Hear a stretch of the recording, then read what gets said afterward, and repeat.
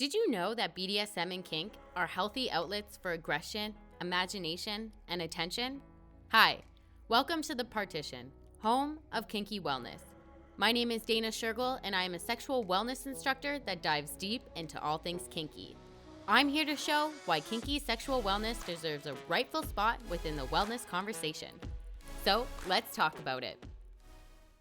Hey, and welcome back. I hope everyone is keeping cool, calm, and collected as we ramp up to this holiday season. I know that the holidays are supposed to be a time of happiness and cheerfulness, but in the same breath, I also know that it can bring forward a lot of different types of stresses, which is the topic of today's podcast. Stress, the good kinds and the bad kinds, because when it comes to stress, I want you to know that not all stress is created equal and that not all stress is bad for you. But when I say the word stress, what comes to mind? Are you getting feelings of negativity? Do you start to get that sinking feeling in your gut? Is your heart rate starting to beat a little faster? While all of these are common when we think of stress, I want to discuss with you first about eustress. Now, eustress is a type of stress that's actually positive for us. Eustress means beneficial stress and was introduced by an endocrinologist, Hans Selye, in 1976, when he combined the Greek prefix eu, which means good, and the English word stress to give the literal meaning good stress. Now, more often than not, this type of stress isn't mentioned all that much. But the examples of this type of stress include the stress that you get when you are doing a really good and intense workout, the stress you get when you're starting that new dream job, and even the stress that comes with starting a new relationship or parenting. Hell, even going on a scary ride at a theme park can give you that type of good stress too.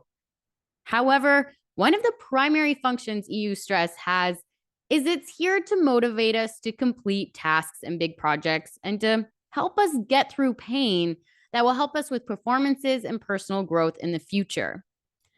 Like being better in a sport or crushing a big test or exam, whether that be at work or in an educational environment. Yes, eustress can be challenging, but just because something is challenging doesn't mean that it's negative.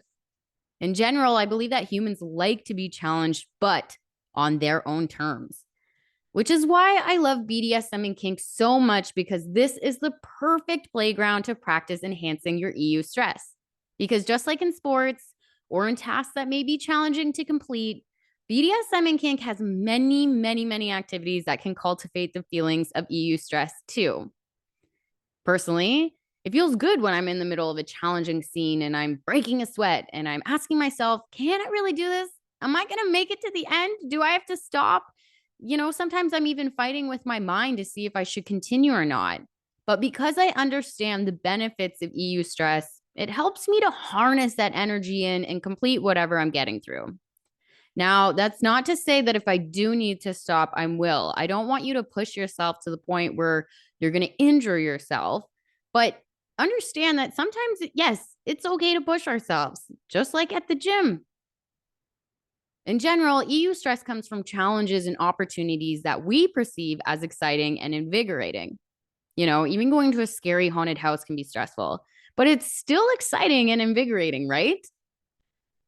Now, I'm not a doctor, but I do know that this type of stress kicks our body into our fight or flight response, which then releases chemicals like adrenaline and other hormones that enhance our focus, energy, and alertness.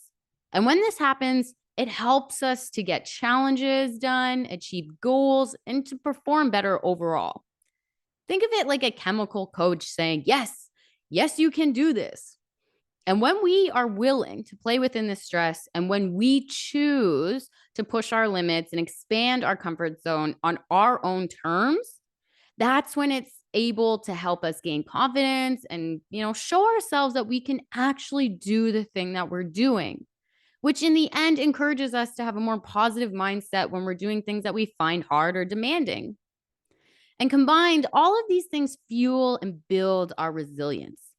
And resiliency is that ability to bounce back and recover from challenges and setbacks. And when we regularly expose ourselves to manageable levels of positive stress, and in this context, through BDSM and kink, we can learn to do that in a fun, kinky, sexy way. And again, resilience is one of those key elements to life that we need. Without working on your resilience, life is going to leave you lying on the floor wondering what the fuck happened.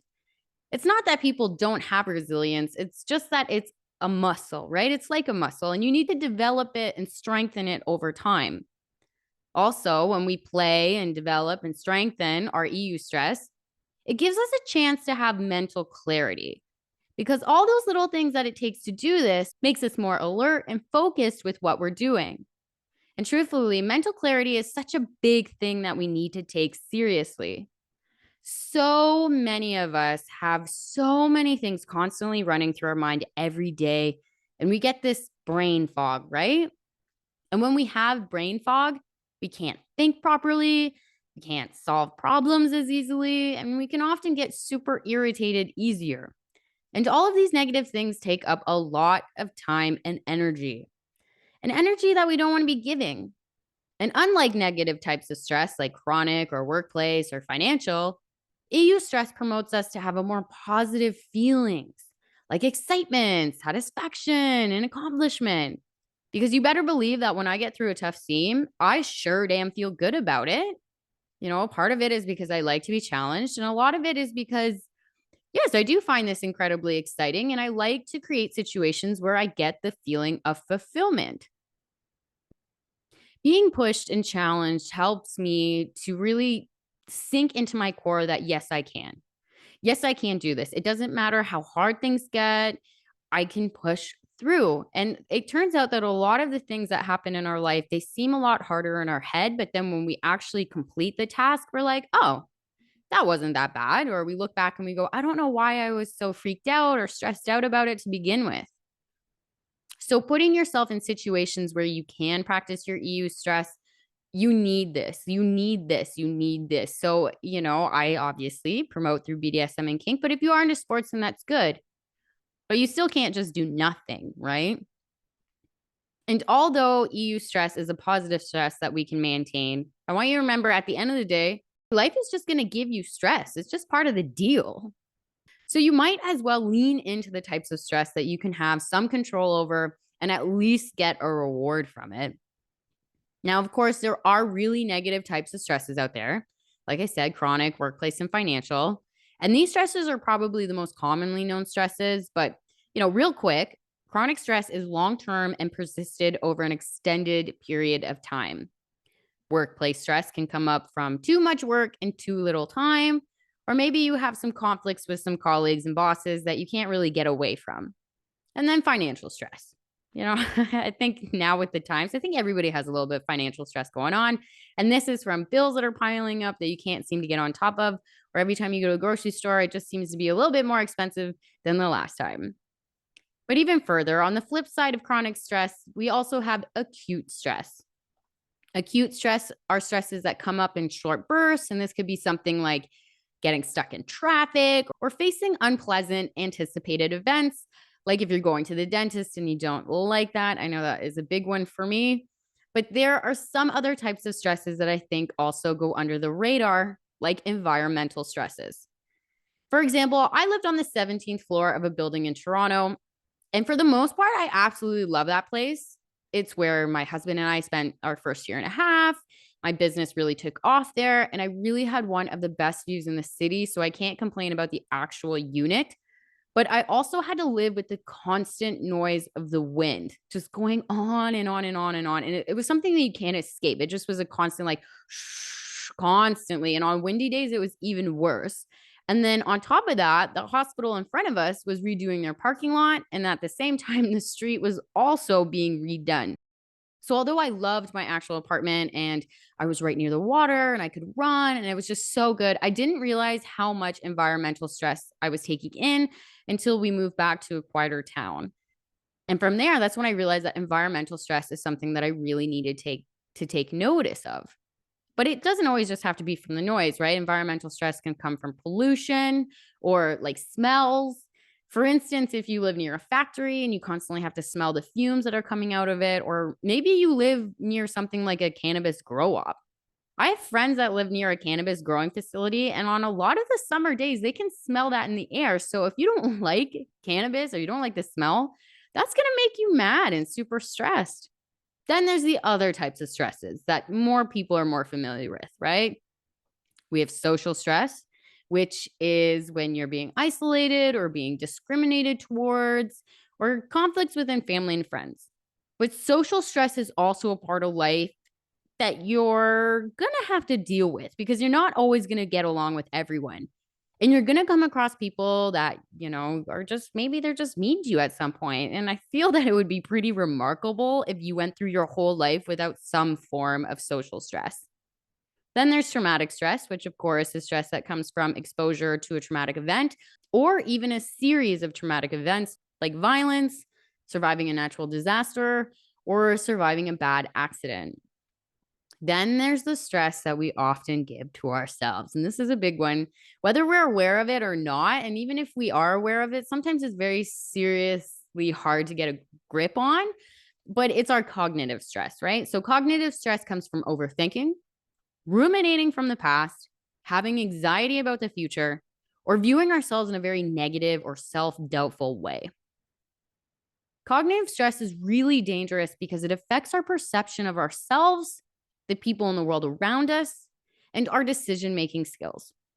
Remember, if we aren't mentally clear, then making the best decision for us is unlikely because we will let feelings like fear or doubt take over the driver's seat.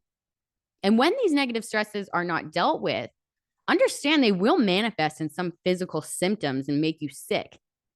Some common things are you're most likely to experience an increase in headaches, your body can start to tense up and feel painful, and you're more likely to get digestive issues. So you really need to stay on top of this. But don't think the answer to fixing these stress issues is to create a life where there's no stress in it either. Having no stress at all can still actually bring us stress.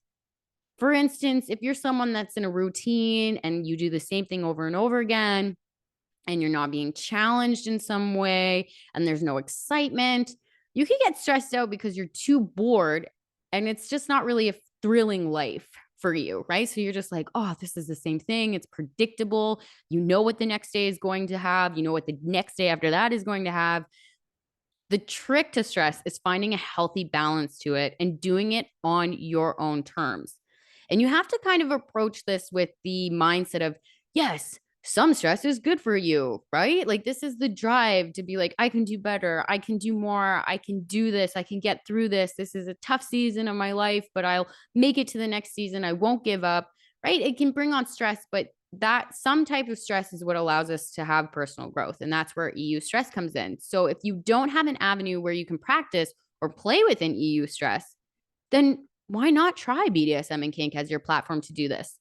Remember, you don't need to do something extreme and you can always build a scene around what suits you, but you do need to have some form of outlet for Eustress. It's clear that we do need stress to evolve. It's what pushes us outside of our comfort zone, right? So if this is something that interests you, just make sure that you know your BDSM and kink basics, which of course you can find at www.thepartition.life. And I will always leave the links in the description. But I really do hope that you understand that having good stress in your life is an element of what makes life worth living. You can't escape stress, so you might as well challenge and play with it in your own way. So yes, some stress is good for you, and I want you to take that away. Not all stress is bad. But on Monday, we're going to be joined by Dan and Lacey of the Swing Nation to explore the multifaceted world of consensual non-monogamy and swinging. They have been in the swinging lifestyle for years, but since 2021, they have been the hosts of the Swing Nation podcast.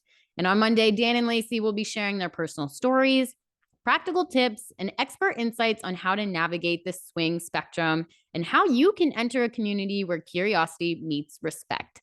And I am incredibly excited to have them on the show, so be sure to tune in to that. And once again, if you are looking to redefine your sex life in just one weekend with the Partition, home of Kinky Wellness, early bird tickets for the Kinky Wellness Summit are online right now and can be purchased at www.kinkywellnesssummit.com. And remember, by attending the Kinky Wellness Summit, you're immediately going to improve your connection to your sexual self, understanding of pleasure anatomy, insight on your BDSM and kink basics, and sexual goal settings and mindfulness. You'll be able to understand sexual risks and triggers, learn about erectile and pelvic floor health, and so much more. So make sure that you check that out. This 4-day event is entirely online and will be running once again from February 22nd to February 25th from 10 a.m. to 6 p.m. Eastern. And don't worry if you can't make it to the live sessions, we will be recording it so you can watch it for up to 1 week after the summit has ended. And it's better to get your tickets now because next month the price will be rising to $569. Again, you can find all the information at kinkywellnesssummit.com. So yes, but that is it for me on this episode. I hope you have a great day. Sending lots of love. And as always, stay kinky.